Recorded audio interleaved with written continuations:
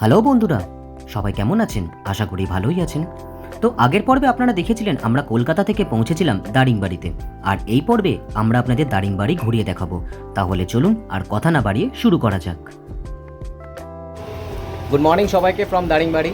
আজ দারিংবাড়িতে আমাদের সেকেন্ড দিন। তো কালকে হোটেলে ঢোকার পর কিছু প্রবলেম হয়ে গেছিলো, যার জন্য আমরা আর কোথাও বেরোইনি, আর ভিডিও করা হয়নি। তো আজ সকাল সকাল কিন্তু আমরা হোটেল থেকে বেরোবো। আজকে আমাদের বেশ কিছু সাইট সিইং করার আছে। আজকে মন্দাসুরুর সাইডে আমরা যাব, এছাড়াও আশেপাশের আরও বেশ কিছু সাইট সিইং আমরা করব। আর আমাদের যে হোটেলের ব্যালকানি রয়েছে, সেই ব্যালকানি থেকে পেছনের ভিউটা দেখুন। এই দেখুন, পুরো একদম পাহাড় দেখা যাচ্ছে, খুব সুন্দর লাগছে কিন্তু দেখতে। তো বন্ধুরা, চলে এসেছি আমরা আজকে আমাদের দিনের প্রথম সাইট সিইং করতে। এখন আমরা এসেছি এই যে পেছনে হিল ভিউ পার্ক, ঠিক আছে। গাড়ি এখানে আমাদের নামিয়ে দিয়েছে, আর হিল ভিউ পার্কের ঠিক অপোজিটে ওই যে দেখা যাচ্ছে বাটারফ্লাই গার্ডেন। তো আমরা আগে বাটারফ্লাই গার্ডেনে ঢুকবো, তারপরে হিল ভিউ পার্কে আসবো।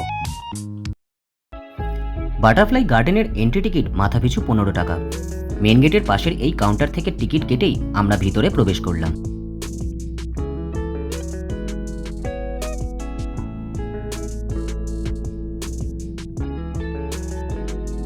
ভিতরে প্রবেশের পরেই নানান রঙের পাহাড়ি ফুলের সমাহারে এই গার্ডেন আমাদের স্বাগত জানালো। সত্যি দিনের শুরুটা বেশ ভালোই হলো।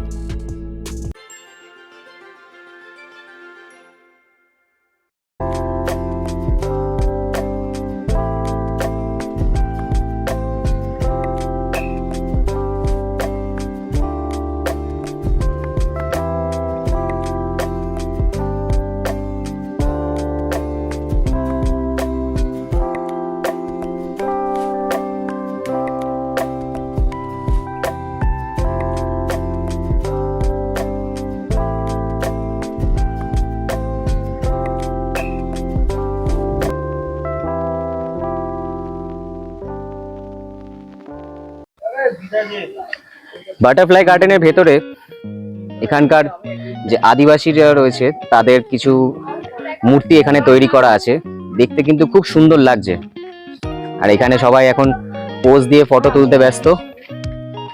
এখন এখানে সব ফটো সেশন চলছে। সুন্দর একটা কুঁড়ে ঘর রয়েছে এখানে, আর এপাশেও একটা স্ট্যাচু করা রয়েছে। একদম ন্যাচারাল জিনিস, খুব ভালো লাগছে কিন্তু দেখতে। বাটারফ্লাই গার্ডেনটা কিন্তু সত্যিই খুব সুন্দর। যেমন ন্যাচারাল জায়গা, তেমনি চারিপাশে পুরো সবুজে সবুজ, চোখেরও শান্তি। আসলে আমাদের শহরে তো সবুজ দেখাই যায় না, কংক্রিটের জঙ্গল। এখানে এসে কিন্তু মন একদম শান্ত হয়ে গেল।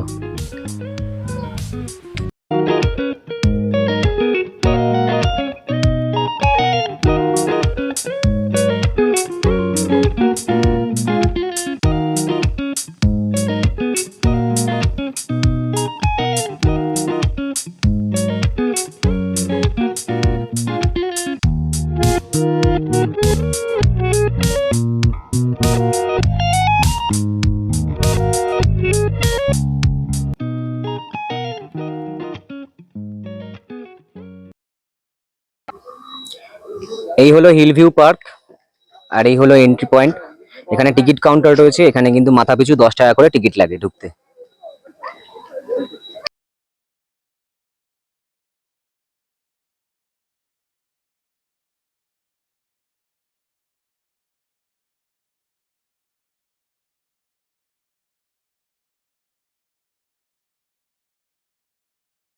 ভেতরে খানিক দূর প্রবেশ করার পরেই রয়েছে একটি ওয়াচ টাওয়ার, যেখান থেকে পাহাড়ের সুন্দর ভিউ পাওয়া যায়।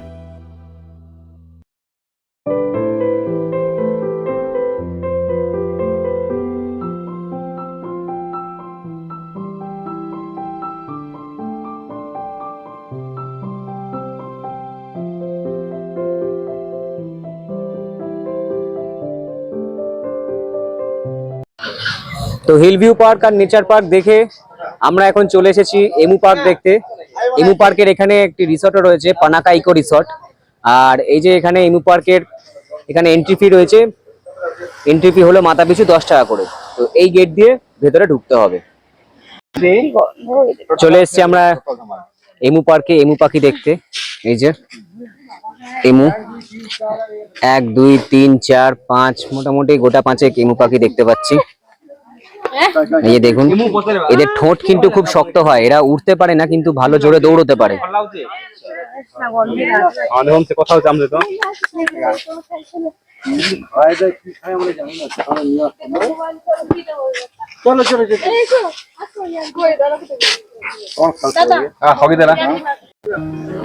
এমু পার্ক দেখে আমরা এখন চলে এসেছি লাভার্স পয়েন্টে। এই জায়গাটার আরেকটি নাম হলো দাদু বাদা। আর লাভার্স পয়েন্ট হলো মেনলি একটি ছোট ফলস এর মতো, তবে ফলস বলতে আমরা যেটা বুঝি একবারে পাহাড়ের মাথা থেকে নেমে আসা সেরকম নয়, একদম সমান্তরাল ভাবে জলরাশি বয়ে চলেছে। ওই দূরে দেখতে পাচ্ছেন হয়তো আপনারা, এই যে জল যাচ্ছে, তো সামনে গিয়ে আবার আপনাদেরকে দেখাচ্ছি। দেখুন ওই দূর থেকে জলরাশি চলে আসছে, বয়ে আসছে আস্তে আস্তে, এইখান দিয়ে পুরো জলরাশিটা এগিয়ে আসছে এবং আস্তে আস্তে এই যে জায়গাটা দেখছেন, এই জায়গা দিয়ে কিন্তু নিচের দিকে একটু ফোর্সে বয়ে যাচ্ছে, যার জন্য এই জায়গাটা একটু ঝর্ণার মতো সৃষ্টি হয়েছে। এইটাকেই বলা হচ্ছে লাভার্স পয়েন্ট। তবে এটা কিন্তু লাভার্স মানে যে কপতি বা লাভার সেটা নয়, অ্যাকচুয়ালি নেচারকে যারা ভালোবাসে সেই নেচার লাভার্স পয়েন্ট। দেখুন জলরাশিটা দেখুন।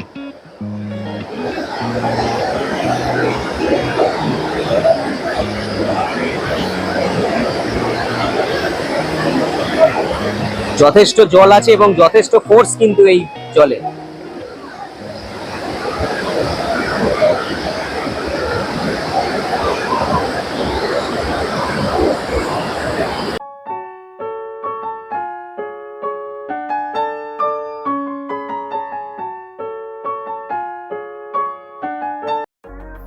আমাদের পরবর্তী গন্তব্য ছিল মান্দাসারু।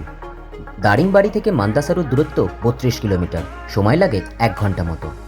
ওপরে নীল আকাশ আর নিচে এমন মসৃণ রাস্তা দিয়ে যেতে দারুণ লাগছিল। তো আমরা এখন চলে এসেছি মান্দাসারুতে। এখানকার নিগুমা ওয়াটারফল বা মান্দাসারু ওয়াটারফল যেটাকে বলে, এই হলো ওয়াটারফলের এন্ট্রি গেট। এন্ট্রি ফি এখানে মাথা পিছু 10 টাকা করে। আর এখানে লাঠি পাওয়া যায়, কারণ এখানে নিচে অনেকটা খাড়াই রাস্তা, নিচে নামতে হয় এবং উঠতে হয়। তো যদি কারোর প্রয়োজন হয় সেই লাঠি নিতে পারে, অবশ্য যদি প্রয়োজন না পড়ে লাঠি নাও নিতে পারে। আর এই সামনে এই যে রাস্তা দেখছেন, এই রাস্তা দিয়ে কিন্তু নিচে নামতে হবে ওয়াটারফলে যাওয়ার জন্য।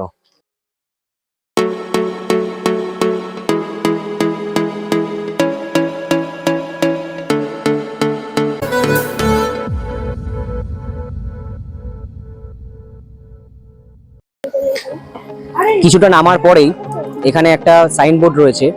এই যে ডান দিকের রাস্তাটা চলে গেছে, এই রাস্তা দিয়ে কিন্তু 50 মিটার মতো গেলে ওই যে নিচে দেখা যাচ্ছে, ওইটা হলো ভিউ পয়েন্ট ওয়াটারফলের। আর যদি বাঁ দিকের রাস্তাটা দিয়ে, অর্থাৎ এই রাস্তাটা দিয়ে যেটা অনেকটা বেশি নিচে নামতে হবে, সেখান দিয়ে নামলে কিন্তু পৌঁছানো যাবে হচ্ছে সেই ওয়াটারফলের কাছে। তো আমরা এখন এই বাঁ দিকের রাস্তাটা ধরে নিচের দিকে নামতে থাকবো।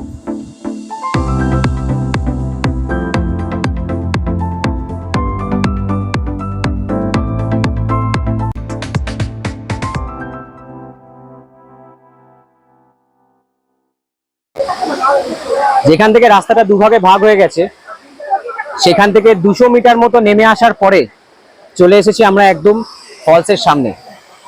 এই দেখুন, এই হলো নিগুমা বা মান্দাসারু ওয়াটারফল। অসাধারণ লাগছে কিন্তু দেখতে, একেবারে সেই ওপর থেকে জলরাশি নিচে ঝাঁপিয়ে পড়ছে।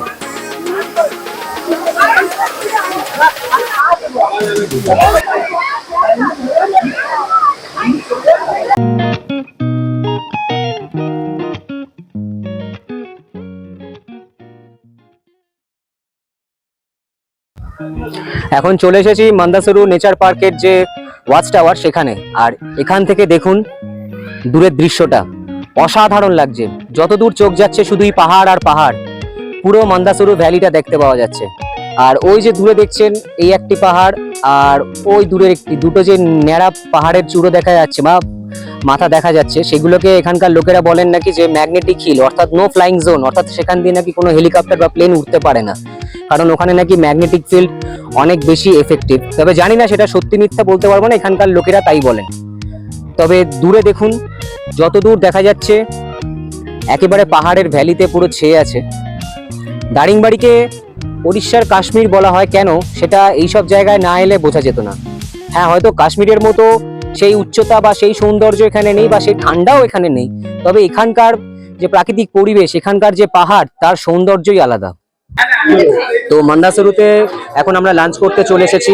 এখানে পুরো শালপাতার থালায় লাঞ্চ সার্ভ করা হয়। লাঞ্চে দেওয়া হয়েছে ভাত, ডাল, 2 রকম ভাজি, পাঁপড় ভাজা, এখানে একটু সবজি, আর এখানে শালপাতার থালায় রয়েছে দেশি চিকেন। এই টোটালটা কিন্তু হলো 200 টাকা।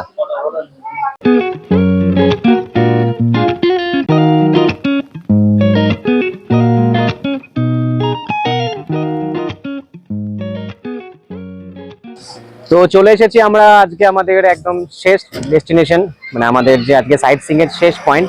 এই যে পেছনে দেখতে পাচ্ছেন কফি প্ল্যান্টেশন, মানে কফি গার্ডেন, আর ঠিক ওপারেই রয়েছে পাইন ফরেস্ট। কফি গার্ডেনের ভিতরেও এন্ট্রি টিকিট হলো মাথাপিছু 15 টাকা। এরপর টিকিট কেটে আমরা এই সবুজ গাছের ছায়া ঘেরা রাস্তা ধরে ধীরে ধীরে ভিতরের দিকে এগিয়ে চললাম।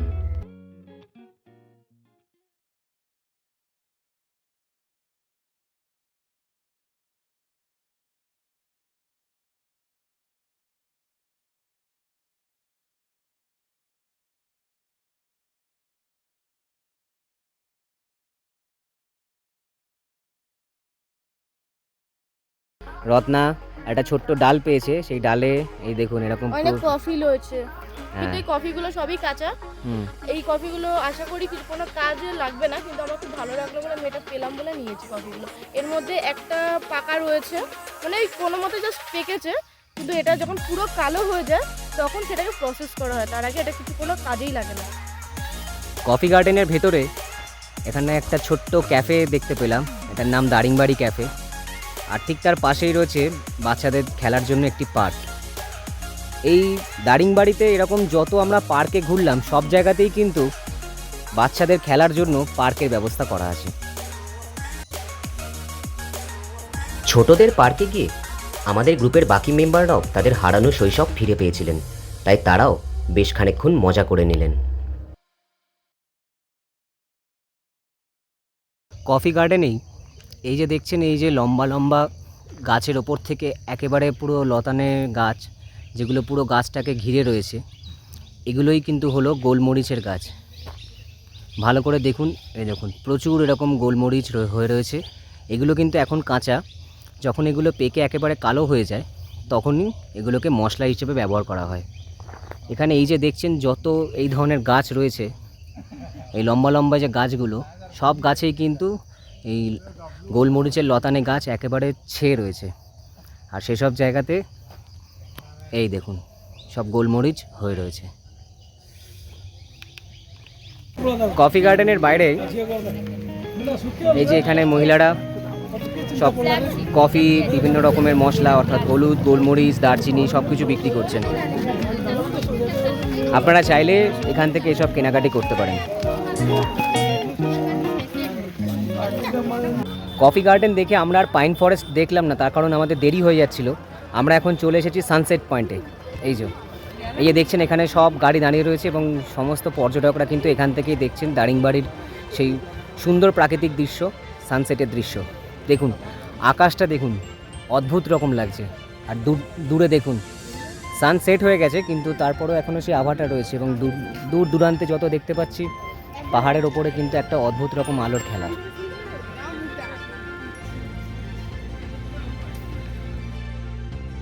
এটিই ছিল আমাদের আজকের সাইট সিংয়ের লাস্ট পয়েন্ট, আর এর সাথে সাথেই শেষ হলো আমাদের দারিংবাড়ি ভ্রমণের দ্বিতীয় পর্ব। পর্বটি কেমন লাগলো সেটা কমেন্ট বক্সে কমেন্ট করে জানাতে ভুলবেন না কিন্তু। আর যদি চ্যানেলে নতুন হয়ে থাকেন তাহলে অবশ্যই চ্যানেলটা সাবস্ক্রাইব করে দেবেন, কেমন? আজ এ পর্যন্তই, দেখা হচ্ছে আবার পরের পর্বে। সবাই ভালো থাকবেন।